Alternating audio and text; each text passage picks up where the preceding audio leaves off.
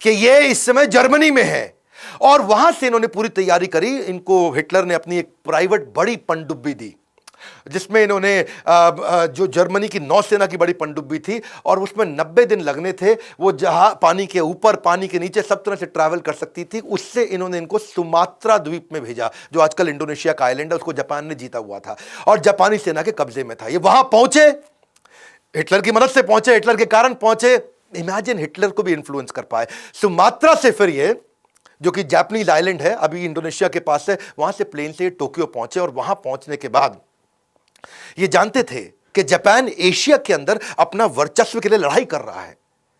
तो जापान के प्रधानमंत्री को जाके इन्होंने इन्फ्लुएंस किया। ऐसे इंटेलिजेंट लीडर्स नहीं थे जो इतने पढ़े लिखे थे, इतने इंटेलिजेंट थे। वहां जाके प्रधानमंत्री को साथ में बिठाया और उनको क्या बोला, देखिए भाई साहब, हिदेकी तोजो, एक बात समझ लीजिए कि एशिया तो एशियाई लोगों का होना चाहिए ना, एशिया में बाहर के गोरे कैसे आ गए।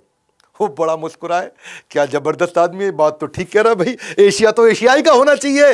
तो हिदेकी को ये बात अच्छी लगी। फिर उन्होंने कहा कि भाई आपके भगवान बुद्ध है और हमारे यहां भी तो भगवान बुद्ध ही हैं, हमारे लिए कितने पूजनीय है, उस लिहाज से तो हम भाई भाई हो गए।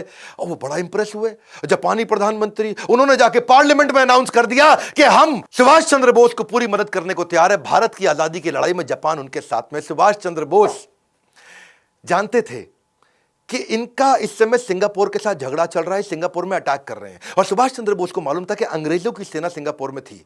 वहां 85,000 ब्रिटिश सैनिक थे, जिसमें से 45,000 तो इंडियन थे।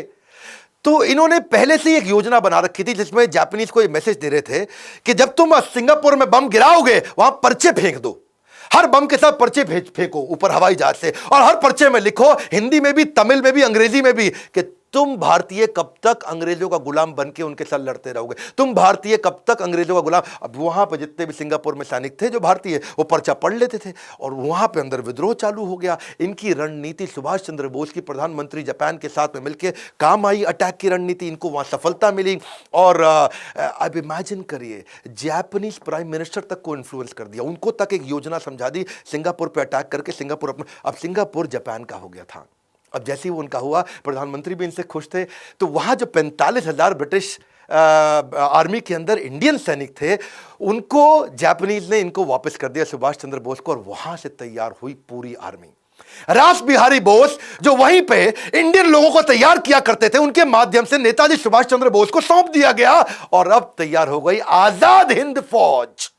यहां से अंग्रेजों को पता लगने लगा कि ये बहुत बड़ी तैयारी कर रहा है। जापानी सेना बर्मा को जीत चुकी थी, अब बर्मा में कब्जा इनका था, जापानीज का। इन्होंने कहा कि भाई अब बर्मा के रास्ते भारत में घुसेंगे, और प्राइम मिनिस्टर ने पूरा सहयोग किया।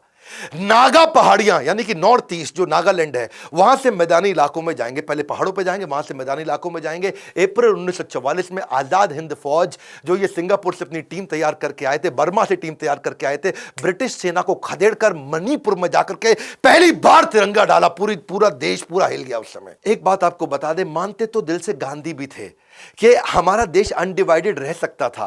क्या कहते हैं कि अगर आप किसी को जोड़ना चाहते हो ना अपने साथ, तो उसे केवल गले नहीं, दिल से लगाना चाहिए। क्योंकि गांधी ये जानते थे कि जिन्ना कितना भी शोर मचा ले, सारे हिंदू और मुसलमान अगर किसी एक लीडर को इकट्ठे मानते थे तो वो थे सुभाष चंद्र बोस।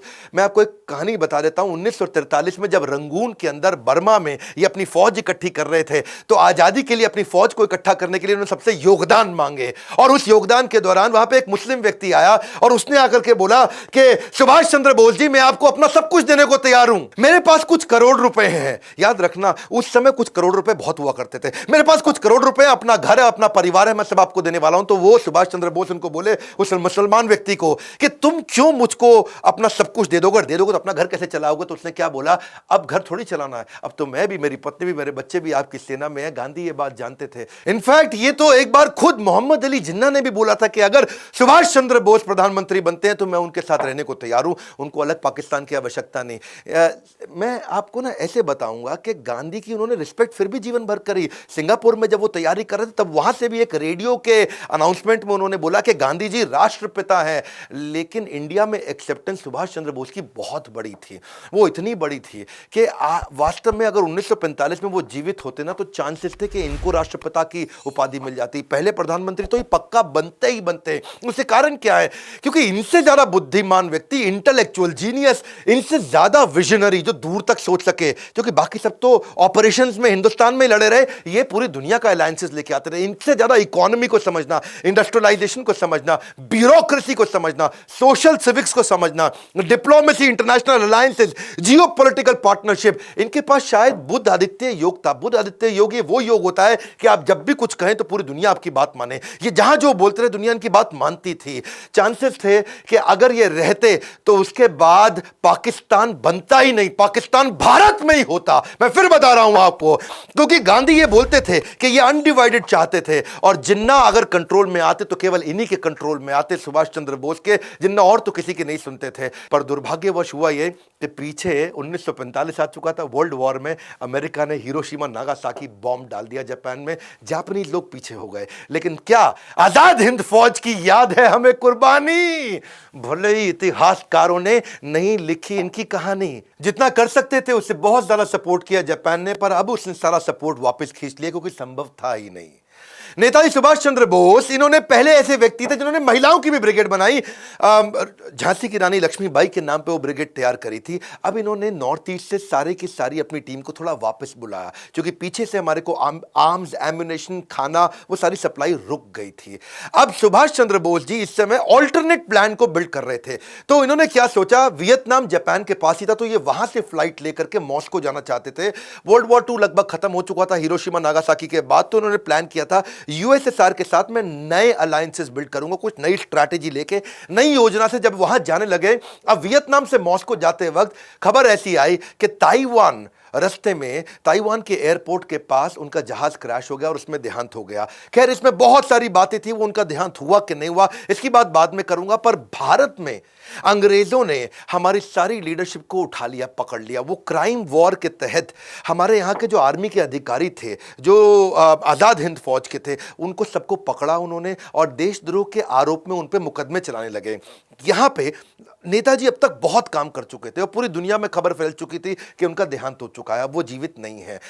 अब ये थोड़ा मनोबल टूट रहा था, लेकिन गुस्सा भी बहुत बढ़ रहा था। इनके जो 3 सबसे इंपॉर्टेंट सीनियर लीडर्स थे, जिसमें शाहनवाज हुसैन, गुरबख्श सिंह ढिल्लो, ये पंजाबी थे, और पीके सहगल, ये तीनों के करेज ऐसे थे कि जब इनको अंग्रेजों ने दिल्ली में बुला के तंग करना शुरू किया और इन्होंने बड़ी मजबूती के साथ बोला कि हम आजाद हिंद फौज के लिए लड़के हमने ठीक किया, तो वहां पे ये बातें अखबार में आनी थी, अखबार में आ गई। अब नेताजी सुभाष चंद्र बोस का देहांत हो गया, यहां ये सब पकड़े गए, तो ये गुस्सा भारत में बढ़ने लगा। कैसे नेताजी सुभाष चंद्र बोस सबसे बड़े कंट्रीब्यूटर माने जाएंगे हमारे देश की आज़ादी के लिए, ये आपको ऐसे पता चलेगा कि तुरंत अगले हर हफ्ते में नई नई खबरें आने लगी। रॉयल नेवी जो थी, जो ब्रिटिश की नेवी थी, ब्रिटेन की नेवी, वहां पे अंदर से ही बगावत होने लगी। जितने भारतीय सैनिक थे रॉयल नेवी के पास में, सबने बोल दिया अब हम तुम्हारे साथ में नहीं है। जब वो सब खबरें आई तो रॉयल एयरफोर्स मतलब जो ब्रिटेन के पास एयरफोर्स थी, यानी कि जिसमें भारतीय सैनिक काम करते थे, वहां पर भी बगावत होनी शुरू हो गई।